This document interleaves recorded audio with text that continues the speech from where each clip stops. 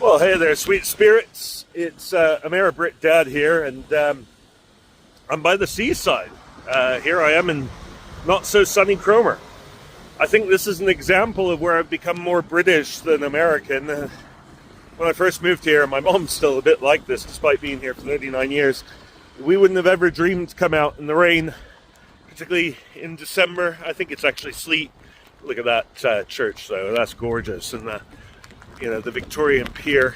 I'm here actually to pay homage to one of my best friends. Well, actually, probably the best friend I've ever had.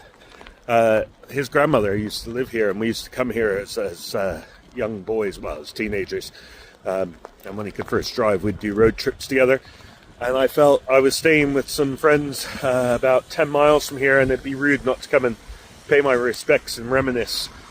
Anyway, it's been an interesting weekend. I'm going to share some photos later, or maybe do a little montage of what we've been up to over the weekend.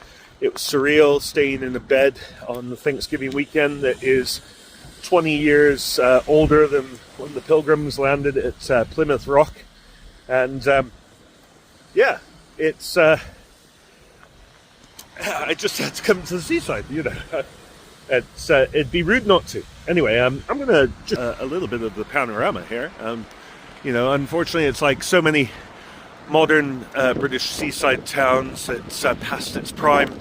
You can see the gorgeous remnants of when the Victorians, in particular, would come on their holidays, or even a Sherabang day trip. Sherabang being a really, really large kind of bus, and factories would close down, and they bring their people out to the seaside to eat fish and chips. You can see the fish and chip shop there.